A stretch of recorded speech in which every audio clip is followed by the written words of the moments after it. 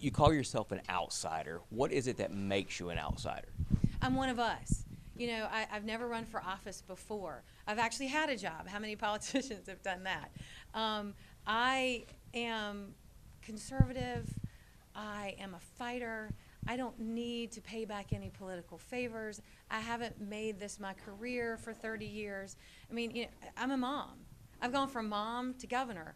That never happens in politics, and maybe it should. Maybe that's exactly who should be running our government, or the people affected by it. And so, I want to go back up there, but it's more than just being an outsider and conservative.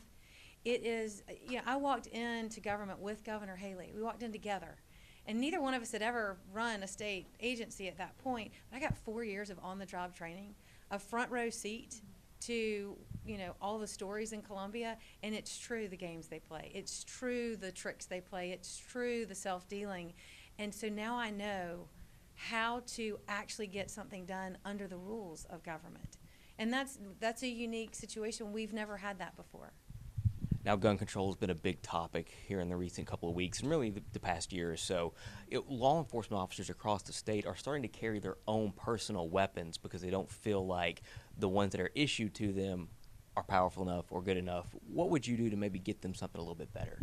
We have to support our law enforcement. Government's supposed to stay out of our lives. Government's supposed to be small and only there for the things we actually need together. Safety would be the first one of those. I don't care if you're a Republican or a Democrat or a moderate or a liberal. It doesn't matter. Safety is a function of government, and we have to, as the government, actually support our law enforcement officers. In South Carolina right now, the money that we send in, all of us together, for safety doesn't go to fund our criminal justice academy. That's funded by tickets.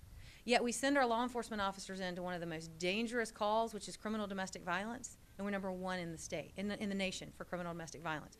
We've got to support these people that serve us every day. It is a thankless job. It is a scary job, and they should first get everything they need. I'll make sure they do. Now, South Carolina is growing economically, but it is one of the slowest rates in America, in the South right now, I think 2.9%. What would you do to jumpstart that and give it a little kick? My concern right now is that we had so much momentum going. All this growth we're having to manage came because of economic development. I sat in the room with Governor Haley on a number of these, as we brought these people in and closed the deal for the jobs and the families in South Carolina. But in the last year, we've seen the largest tax increase in modern history signed into law, and I'm not even talking about the gas tax. And then we've seen the Teamsters Union, one of the most formidable and aggressive unions in the United States, allowed to organize on our port of Charleston, which affects 1 in 7 jobs in the Upstate, not just statewide, in the Upstate. And we didn't hear a peep from our governor. So I'm concerned about not only the slow growth and jump-starting it, but we're going backwards. This is the wrong direction. So we can't have someone who's been here for 30 years, who could be here another decade. That's why we've got to have an outsider who knows how to skin a cat, not afraid to take on a fight for us, and take us in the right direction and grow this economy faster. Now, there's a teacher shortage going on in the state that's reached epidemic levels. What would you do to fight that? How would you help with teacher wages? And what would you say to the people that say, well, they're getting paid X amount of dollars, but they only work 190 days out of the year? They don't know teachers if they think they only work for what they get paid for. Teaching is almost a calling. And we've created such a bureaucracy on top of them that they don't have time to actually teach. And that's what we need to do. We need to get all of this other paperwork, all of the discipline and safety concerns off of their backs. We need to let them teach. When I was in government before, I took the $80, $90, $100,000 salaries that were being paid to the bloated administration, and I got rid of them. And I reinvested over $5 million in the boots on the ground. Our teachers spend more time with our children than we do. Those are the people who need to be uplifted, paid more, and taken care of. Back to the gun control issue, criminals don't abide by the same rules that we do as citizens. How do you attack that situation while keeping guns and arms in the hands of law-abiding citizens?